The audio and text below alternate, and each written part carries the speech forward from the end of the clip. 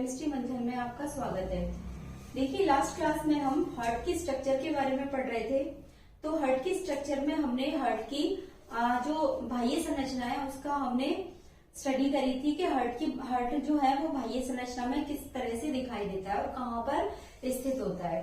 ठीक है, आज हम हार्ट की इंटरनल स्ट्रक्चर के बारे में स्टडी करेंगे कि हार्ट में इंटरनली क्या क्या होता है और उसकी स्ट्रक्चर किस तरह की हमें दिखाई देती है। ठीक है, तो देखो हार्ट की स्ट्रक्चर में हम देखते हैं कि जो हार्ट होता है वो मेनली 4 चैम्बर्स का बना हुआ होता है, यानी कि चार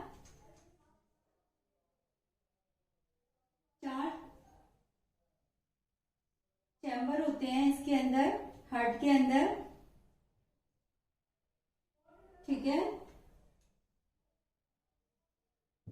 हार्ट के अंदर 4 चैम्बर होते हैं जिनमें से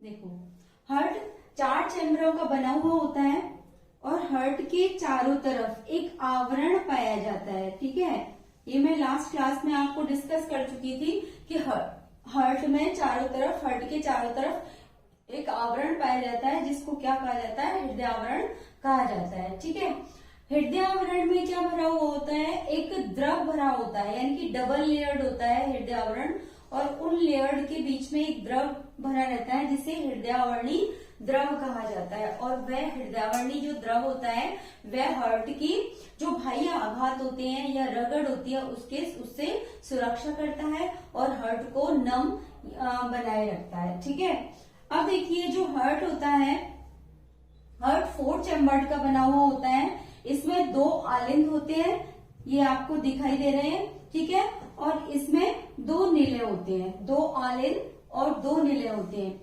देखिए ये वाला जो पार्ट है, इधर वाला जो पार्ट है वो कहलाता है हृदय का कौन सा भाग, बायां भाग। ठीक है, और इधर वाला पार्ट है वह हार्ट का दायां भाग कहलाता है। ठीक है, अब देखो जो बायां और दायां भाग होता है उसमें दाईं तरफ जो स्थित होता है वो कौन सा आलिंद होता है, ऊपर वाला, ये होता है दायां आलिंद, सॉरी ये होता है बायां आलिंद, बायां आलिंद। ठीक है, और ये होता है बायां निलय, बायां निलय। ठीक है, इसी तरह से इधर वाला जो पार्ट होता है वो होता है दायां आलिंद,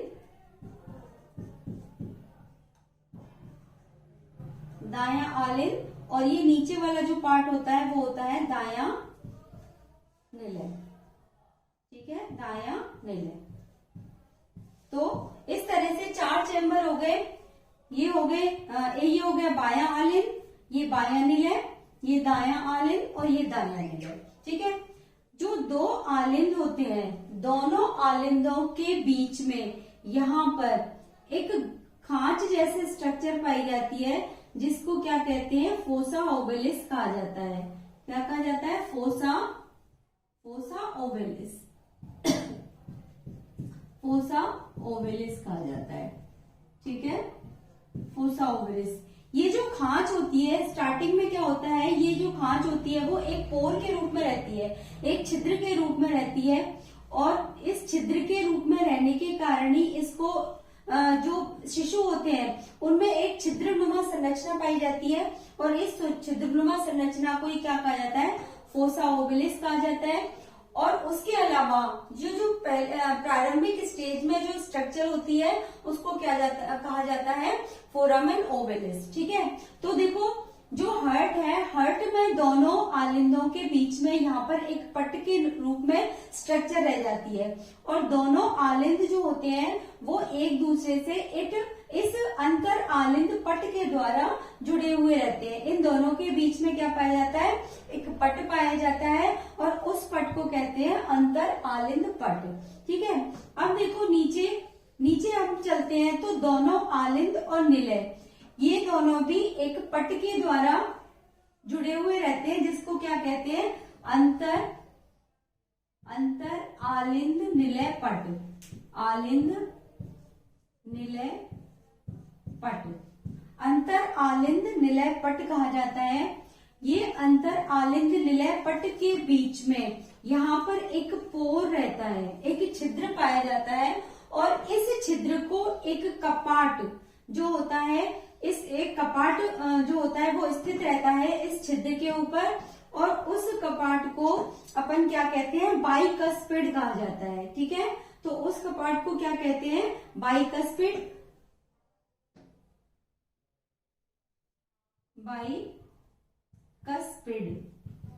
बाइकस्पिड कहा जाता है। ठीक है, तो दोनों आलिंद और निलय के बीच में एक पोर पाया जाता है, एक छिद्र पाया जाता है, और उस छिद्र के ऊपर एक कपाट पाया जाता है, जिसको क्या कहा जाता है, बाइकस्पिड कपाट या बाइकस्पिड वॉल्व कहा जाता है, या द्विवल्नी कपाट। ठीक है ना, बाइकस्पिड वॉल्व या द्विवल्नी कपाट कहा जाता है। ये कपाट क्या काम करता है कि जो रक्त होता है निलय में आने के बाद वापस से इस रक्त को वापस से आलिंद में नहीं जाने देता है, यानी कि ये कपाट जो होता है बाइकस्पिड, इस रक्त को, जो रक्त निलय के अंदर आता है उसको वापस आलिंद में जाने से रोकता है।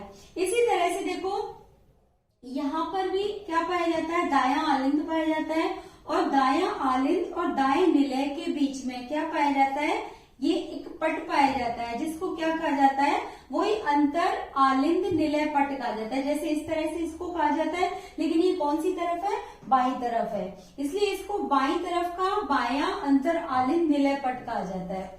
इसी तरह से ये जो पट होता है वो कहाँ होता है, दोनों आलिंद और निलय के बीच में होता है, और इस पट को कहा जाता है दायां अंतर आलिंद निलय पट। ठीक है ना, ये भी क्या है, अंतर आलिंद निलय पट होता है, आलिंद निलय पट होता है, निलय पट। ठीक है, अब देखो इन दोनों आलिंद और निलय, इन दोनों के बीच में भी एक होल पाया जाता है, एक छिद्र पाया जाता है, और वो छिद्र एक कपाट के द्वारा घिरा रहता है। तो यानी कि इस पर एक कपाट पाया जाता है, और वो त्रिवल्नी कपाट होता है, यानी कि इसको कहते हैं ट्राइकस्पिड।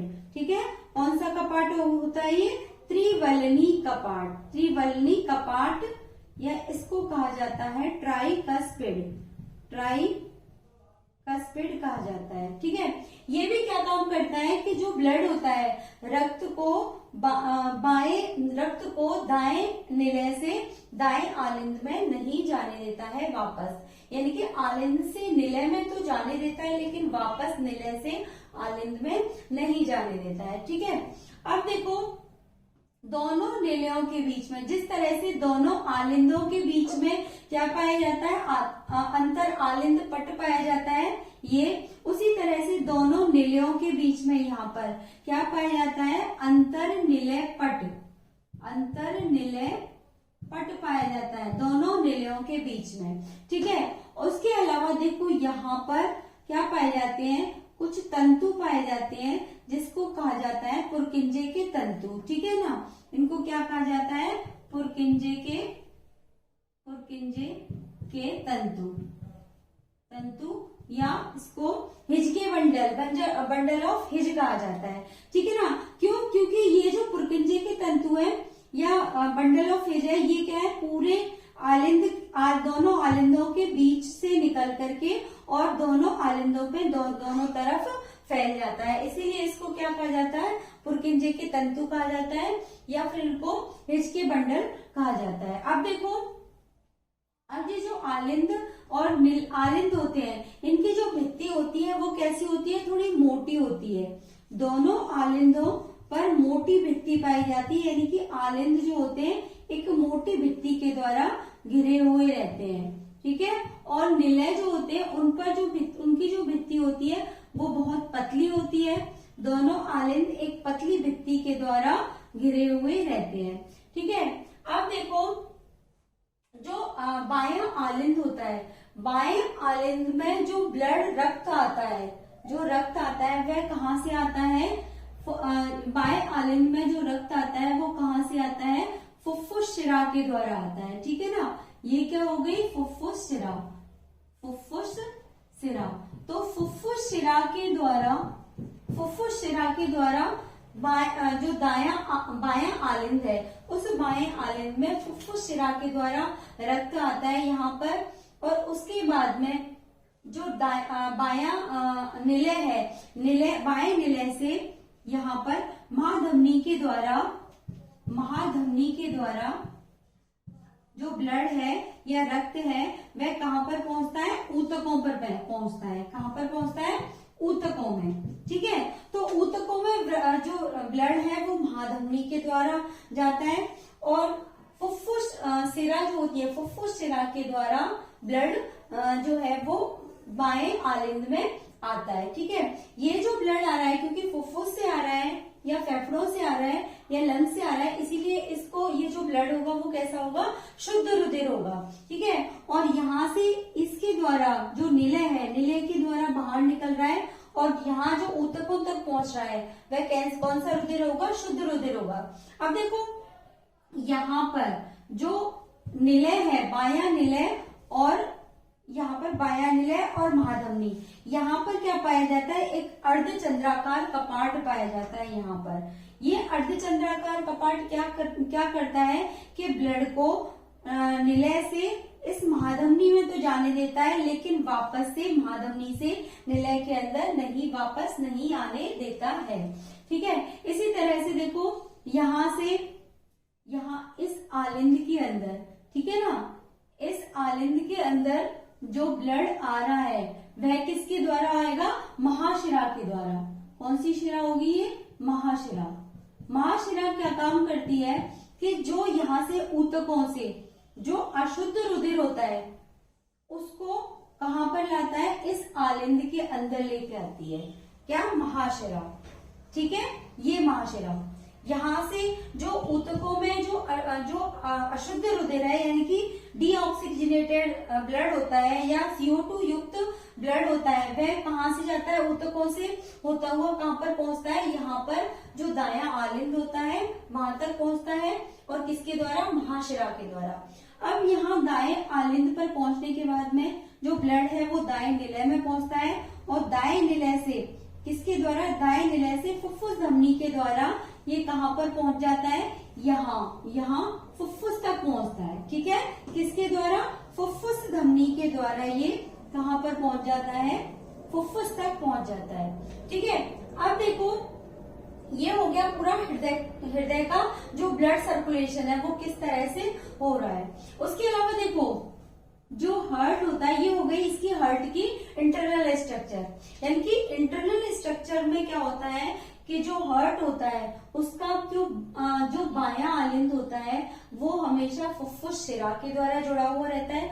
फुफ्फुस शिराएं ब्लड को, शुद्ध रुधिर को बाएं आलिंद में लेकर आती है। ठीक है, बायां आलिंद जो होता है वो बाएं निलय से अंतर आलिंद निलय पट्ट के द्वारा जुड़ा हुआ रहता है, और इनके बीच में एक बाइकस्पिड यानी कि द्विवल्नी कपाट पाया जाता है, जो कि ब्लड को बाएं निलय में तो आने देता है लेकिन वापस से बाएं आलिंद में नहीं जाने देता है। उसके बाद में देखिए निलय से जो ब्लड है वो कहाँ पर आता है, महाधमनी में आ जाता है, और महाधमनी में कहाँ से आने के बाद में यहाँ पर एक अर्धचंद्राकार कपाट होता है, वह बंद हो जाता है, और बंद होने के बाद में ब्लड महाधमनी से कहाँ पर पहुंचता है, ऊतकों तक पहुंचता है। ठीक है, अब ऊतकों पर जो ब्लड जा रहा है, ऊतकों में जो ब्लड पंप हो रहा है वो कैसा ब्लड होता है, शुद्ध रुधिर होता है, शुद्ध रक्त होता है। ठीक है ना, प्योर ब्लड। और उसके बाद में ऊतकों के द्वारा जो अशुद्ध रुधिर है जो यूज कर लिया जाता है, जिसकी O2 यूज कर ली जाती है और CO2 उसमें छोड़ दी जाती है, तो CO2 युक्त जो रक्त है वो कहाँ पर जाता है, वो जो CO2 युक्त रक्त है वह महाशिरा के द्वारा कहाँ पर पहुंचता है, जो दायां आलिंद है वहां पर पहुंचता है।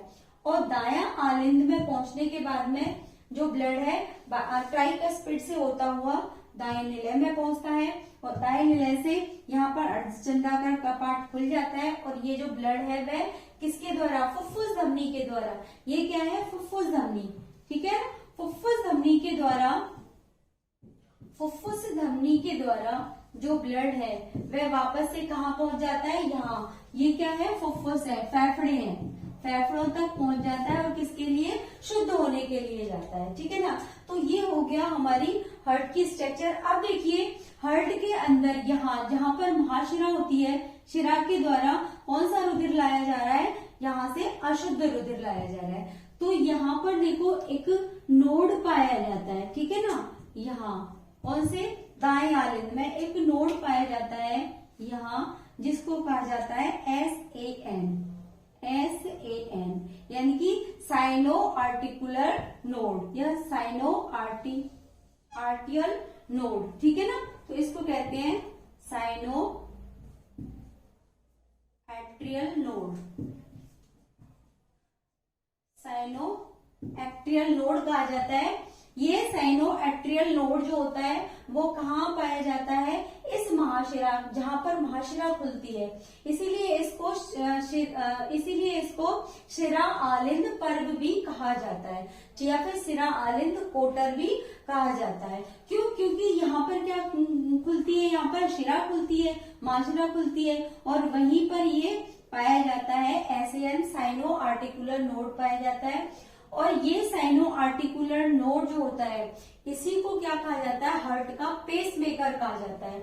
क्यों, क्योंकि इसी को क्या कहा जाता है, हार्ट का पेस मेकर, ठीक है। पेस मेकर क्यों कहा जाता है, क्योंकि हार्ट में जो संकुचन प्रारंभ होता है वो इसी पेस मेकर के द्वारा स्टार्ट होता है, ठीक है ना। इसीलिए क्या कहा जाता है, इसको गति निर्धारक कहा जाता है, गति निर्धारक, यानी कि हार्ट की जो गति है वो किसके द्वारा, SAN के द्वारा ही निर्धारित होती है। और ये कहाँ पाया जाता है, दाएं आलिंद के कौन सी तरफ, दाईं तरफ पाया जाता है, ठीक है। उसके अलावा देखो एक पाया जाता है AVN यहाँ पर, ठीक है ना, AVN पाया जाता है। एक और नोड पाया जाता है जिसको कहते हैं आर्टियो वेंट्रिकुलर नोड, ठीक है ना। तो AVN का नाम क्या है, आर्टियो वेंट्रिकुलर नोड, ठीक है ना, RTO ventricular node, atrio ventricular node कहा जाता है। ये एट्रियो वेंट्रिकुलर नोड क्या होता है, कुछ जो अंतर आलिंद में जो फाइबर्स होते हैं, तंतु होते हैं, उनके द्वारा SAN से जुड़ा हुआ रहता है। क्यों, क्योंकि ये जो होता है यहाँ पर क्या होता है, स्वयं प्रेरक होता है। इसमें आवेग, SAN के अंदर आवेग जो है वो स्वयं प्रेरणा के द्वारा संचरित होता है, ठीक है ना। जैसे ही इसमें संचरित होता है आवेग में, हार्ट के अंदर आवेग उत्पन्न हो जाता है, और वो आवेग तंतुओं के द्वारा अंतर आलिंद फाइबर्स या एट्रियो जो फाइबर्स होते हैं, एट्रियल फाइबर्स, उनके थ्रू AVN तक पहुंच जाता है। और AVN से जो आवेग है वो संचरित होकर के कहाँ पहुंच जाता है, पुरकिंजे के तंतु तक पहुंचता है। और पुरकिंजे के तंतु से होता हुआ कहाँ, हिजके बंडल से होता हुआ और पूरे निलय में आवेग पहुंच जाता है, जिससे क्या होता है, हार्ट के अंदर कौन सी प्रक्रिया होती है, संकुचन की और शिथिलन की प्रक्रिया होती है, इनके अनुशिथिलन की और प्रकुंचन की प्रक्रिया जो होती है वो स्टार्ट होती है। तो इस प्रक्रिया को स्टार्ट करने में जो हेल्प करता है, या इस प्रक्रिया को जब स्टार्ट करता है, वो कौन स्टार्ट करता है, SAN स्टार्ट करता है, यानी कि साइनो आर्टिकुलर नोड प्रारंभ करता है।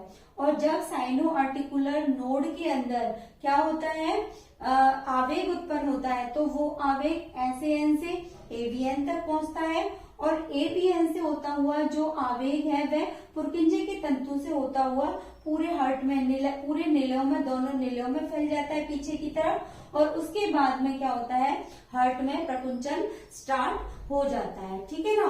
तो ये हो गई हमारी हार्ट की स्ट्रक्चर, कि हार्ट में क्या क्या, कितने चैम्बर्स होते हैं और कहाँ कहाँ पर वो स्थित होते हैं, ठीक है। उसके अलावा हार्ट में जो रुधिर है वो कहाँ से आता है, यानी कि इसमें हार्ट में जो शुद्ध रुधिर है वो फेफड़ों से आता है, और किसके द्वारा, फुफ्फुस शिरा के द्वारा, ठीक है।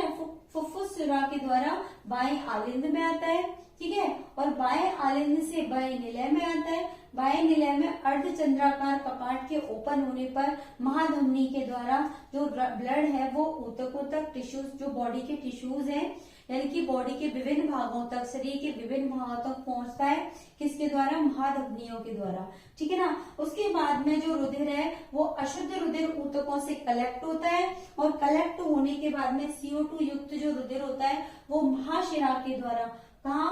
जो दायां आलिंद होता है, ये वाला दायां आलिंद, वहां पर पहुंचता है। और दाएं आलिंद में पहुंचते पर ही क्या कौन सी क्रिया होती है? ये SAN जो होता है उसमें प्रकुंचन स्टार्ट होता है, ठीक है ना। यहाँ से जो ब्लड है वो जो दाएं आलिंद से निलय में आता है, और निलय से होता हुआ वह अर्धचंद्राकार जो कपाट है उनके ओपन होने पर वह कहाँ पर पहुंच जाता है? वापस से फेफड़ों में पहुंच जाता है, और किसके द्वारा? फुफ्फुस धमनी के द्वारा फेफड़ों में पहुंच जाता है, ठीक है ना। ये हो गई हमारी हार्ट की इंटरनल स्ट्रक्चर, कि हार्ट में इंटरनल स्ट्रक्चर ही कौन कौन कहाँ कहाँ पर जुड़ा हुआ होता है, ठीक है। तो निलयों से महाधमनी और फुफ्फुस महाधमनी, और जो हमारी महाधमनी और ये जो हमारी फुफ्फुस धमनी होती है वो जुड़ी हुई रहती है किससे? निलयों से, ठीक है। और आलिंद से एक तो फुफ्फुस शिरा जुड़ी रहती है इस वाले आलिंद से, और इस वाले आलिंद से क्या जुड़ी रहती है? महाशिरा जुड़ी हुई रहती है, यानी कि बाएं आलिंद जो होता है उससे फुफ्फुस शिरा जुड़ी रहती है, और दायां आलिंद जो होता है उससे कौन सी? महाशिरा जुड़ी हुई रहती है, ठीक है। इसके अलावा 4 चैम्बर होते हैं, दोनों चैम्बरों में क्या पाए जाते हैं? आलिंद और निलय के बीच में बाएं आलिंद में बाइकस्पिड पाया जाता है, या उसको द्विवल्ली कपाट कहते हैं। इसी तरह से दाएं आलिंद में क्या पाया जाता है? ट्राइकस्पिड पाया जाता है, जिसको त्रिवल्ली कपाट कहा जाता है, ठीक है। तो ये हो गई हमारी हार्ट की इंटरनल स्ट्रक्चर। बाकी हार्ट की जो कार्य प्रणाली है बाकी की हम कल पढ़ेंगे।